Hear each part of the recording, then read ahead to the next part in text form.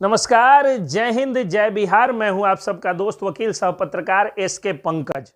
महिलाओं को आरक्षण दिया गया है। कैसा आरक्षण दिया गया है और किस तरह का आरक्षण है, क्या फायदा होगा, यही बात जानने के लिए मैं इस वक्त जुड़ चुका हूं भारतीय जनता पार्टी की जानी मानी नेत्री, एक कुशल वक्त्री, एक अच्छी ओरिटोरियल स्किल की धनी, बीजेपी की जानी मानी नेता डॉक्टर हेना चंद्रा। डॉक्टर हेना चंद्रा जी अभी हमारे साथ जुड़ चुकी हैं। डॉक्टर हेना चंद्रा जी, आपका मैं बहुत बहुत स्वागत करता हूं और आपसे जानना चाहता हूं कि जिस तरह से ये महिला आरक्षण का जो बिल आया है उसके बारे में आप क्या सोचती हैं मैडम? सबसे पहले ये बताइए। सबसे पहले ये नारी शक्ति वंदन अधिनियम जो लोकसभा में 2/3 बहुमत से इसको पारित किया गया है, ये बहुत ही ऐतिहासिक दिन है, बहुत ही हर्ष का विषय है। हर महिला आज के समय में, अभी के वर्तमान परिवेश में पूरे भारतवर्ष की हर महिला आह्लादित है और खुशी तो है ही, क्यों नहीं होगा, बिल्कुल होगा। महिलाओं को जो ये आरक्षण की बातें आज नई नहीं है पंकज जी, ये बहुत दिनों से चला आ रहा है।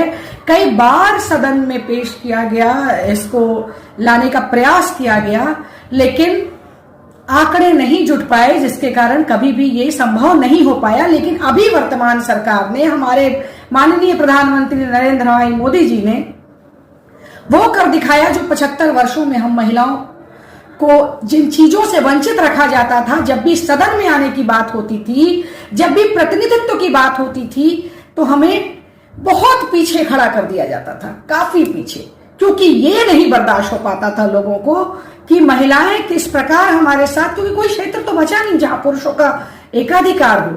ऐसे में ये बिल का आना, 33% महिलाओं को आरक्षण मिलना लोकसभा में, विधानसभा में, ये एक बहुत ही बड़ा और ऐतिहासिक फैसला है महिलाओं के हक में। और इसके लिए मैं माननीय प्रधानमंत्री नरेंद्र भाई मोदी जी को दिल से आभार प्रकट करना चाहती हूं कि आपने इतना बड़ा कदम हम महिलाओं के लिए उठाया। और आधी आबादी, कहने को तो आधी आबादी है, लेकिन आधी आबादी का वो आधा अधिकार हमें नहीं मिल पाता था। अच्छा, ये तो सही है मैडम, लेकिन आप कह रही हैं कि महिलाओं को आरक्षण मिलने से देश की तरक्की होगी, आधी आबादी को आरक्षण मिलने से। लेकिन एक बात मुझे बताइए कि सरपंच पति, मुखिया पति, पार्षद पति, प्रमुख पति और यहां तक कि विधायक पति की जो परंपरा है, उसके बारे में आप क्या कहना चाहती हैं? देखिए, इस चीज का विरोध मैं शुरू से करती आई हूं। मैं यही कहती हूँ कि देखिए, कहते हैं ना कि अब किसी को कोई कंपटीशन क्रैक करना है, यूपीएससी क्रैक करना है मानिए, तो उसके लिए उसका ग्रेजुएट होना इंपॉर्टेंट है। This is what is required to crack an UPSC exam. तो ये एक क्राइटेरिया है ना, एक नॉर्म है, एक बेसिक क्वालिफिकेशन है।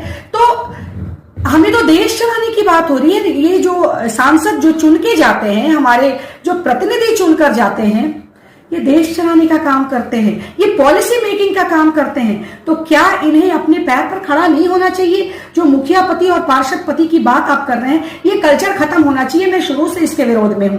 आरक्षण का अर्थ ये नहीं है कि फिर वो नेतागण अपनी अपनी पत्नियों को आगे कर दे, रबर स्टैंप को आगे कर दे। इसका विरोध मैं करती आई थी और हमेशा से करती रहूंगी। इससे ज्यादा दुखद और इससे ज्यादा बुरा और इससे ज्यादा खराब कुछ हो ही नहीं सकता है।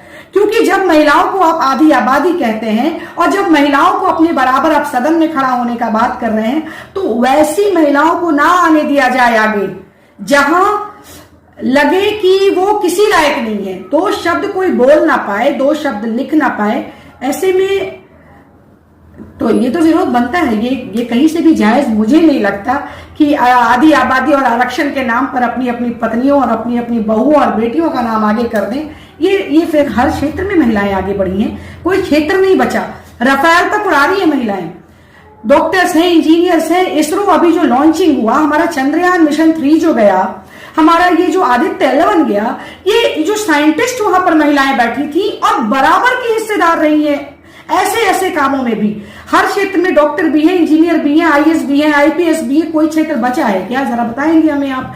जब कोई क्षेत्र नहीं बचा तो इस क्षेत्र में रबर स्टैंप लाने का क्या मतलब है? जब हम घर चलाना जानते हैं, सृष्टि के निर्माण का भी दायित्व हम महिलाओं के ऊपर है, तो जब हम घर चलाते हैं, परिवार चलाते हैं, इस मकान को घर बना देते हैं, तो क्या देश नहीं चलाएंगे? देश की प्रधानमंत्री से लेकर राष्ट्रपति भी महिलाएं रही हैं, कई पार्टियों की अध्यक्षाएं महिलाएं रही हैं, कई राज्यों की मुख्यमंत्री महिलाएं रही हैं, और एक से एक कर्मठ नेता महिलाएं रही हैं, जो आज भी हमारी आइडियल है। श्रीमती सुषमा स्वराज जी जो अब नहीं है इस दुनिया में, मैं उनकी आज तक बहुत बड़ी फैन हूं। उनका कोई भाषण मुझसे नहीं छूटता था। मुझे आज भी उनके भाषणों का ऐसा लगता है जैसे कहीं ना कहीं मैं ढूंढती हूं उसे यूट्यूब के ऊपर। तो आप खुद समझिए, ऐसी ऐसी महिलाएं रही हैं।